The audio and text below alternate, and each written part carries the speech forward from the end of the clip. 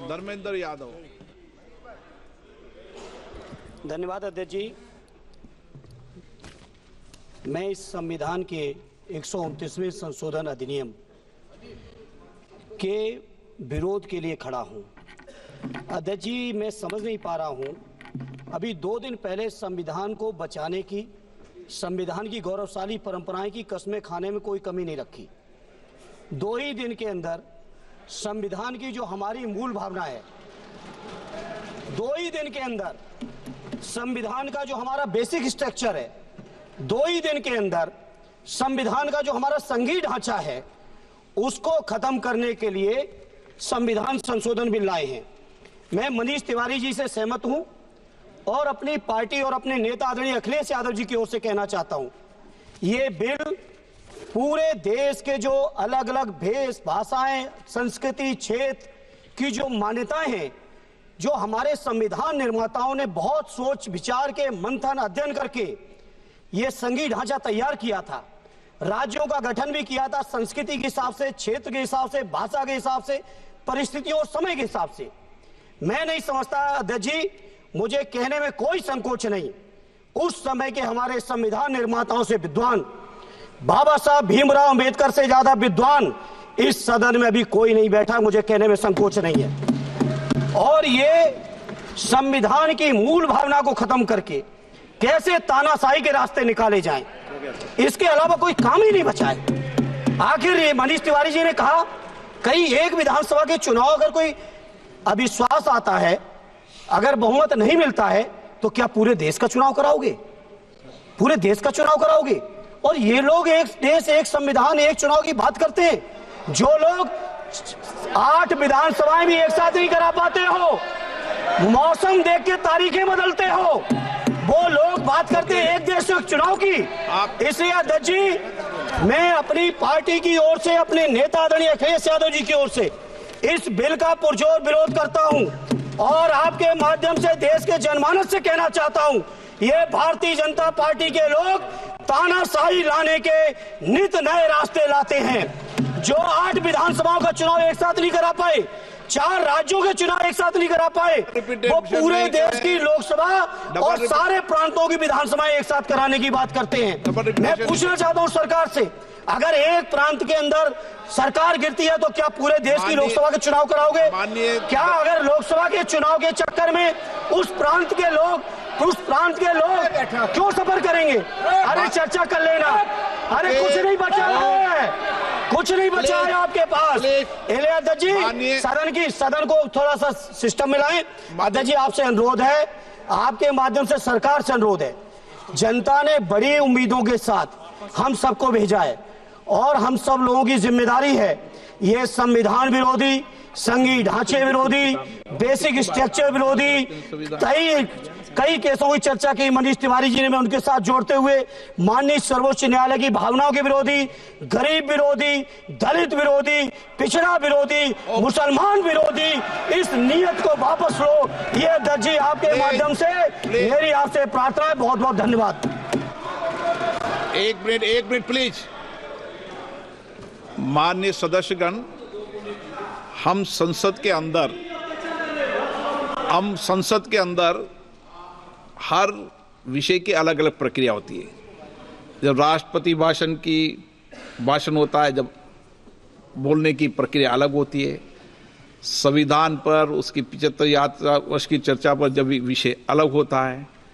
आप जिस बिल का विधेयक पर विरोध कर रहे हैं, वो नियम 72 के तहत विरोध कर रहे हैं। तो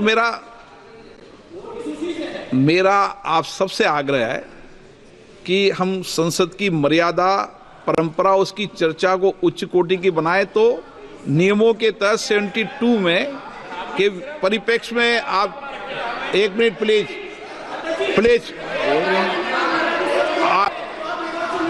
आप प्लीज, एक मेरा ये आग्रह है, ऐसे नहीं बोलते बीच में। प्लीज बैठिए, ऐसे बीच में नहीं बोलते हैं। मैंने इसलिए आपसे कहा कि मैंने किसी को नहीं कहा कि मर्यादा बोली। मैंने कहा नियम 72 के तहत आप उस परिप्रेक्ष्य के अंदर बिल का विरोध करने का आपका अधिकार है, वह भी विधेयक की विधायी क्षमता, लेजिस्लेटिव कॉम्पिटेंस के विषय पर। लेकिन विषय गंभीर है, इसलिए मैं सभी मान्य सदस्यों आगे बोल रहा हूं, उस परिप्रेक्ष्य के अंदर वो अपनी बात को कहें, संविधान की मर्यादाओं के अनुरूप अपनी बात कहें। मैं सभी मान्य सदस्यों को पर्याप्त अवसर दूंगा, पर जब बिल पर डिटेल चर्चा होगी तब आप जो भाषा बोल रहे हैं वह बोलने का अधिकार रहेगा। ठीक है, सब सहमत इस बात से? आपको देंगे, आप दोनों में से तय कर लो कौन बोलेंगे। हाँ, कल्याण आप दोनों तय कर लो पहले। नोटिस है,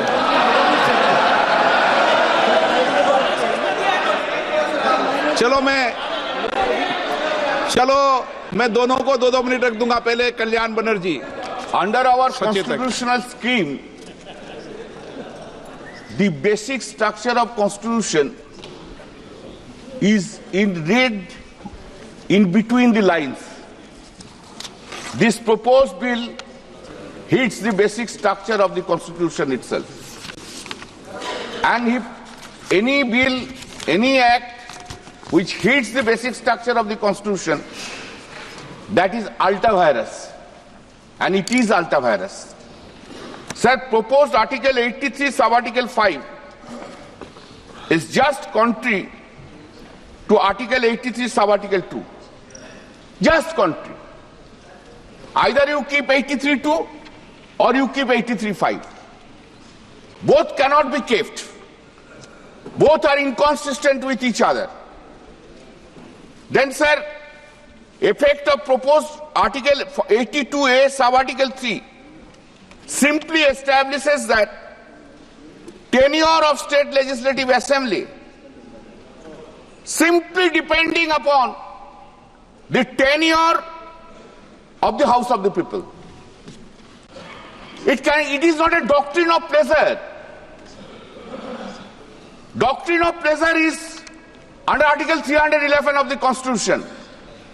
But a mandate which has been given by the people of the country that state assemblies tenure will be depending upon the doctrine of pleasure of this house. How it can be? This is inconsistent. It cannot be accepted. Sir, we must remember this. State government and the state legislative assembly are not subordinate to the central government or to the parliament itself. This parliament is having the power to legislate law under the 7th schedule, list 1 and list 3. Similarly, state assembly is having the power to legislate law under the 7th schedule, list 2 and also list 3, subject to that it would not be contrary, so far concurrent list is concerned, it would not be contrary to the Article 254 of the Constitution. Therefore, by this process, the autonomy of the state legislative assembly is being taken away. That is ultra vires. That is hits the basic structure of the Constitution.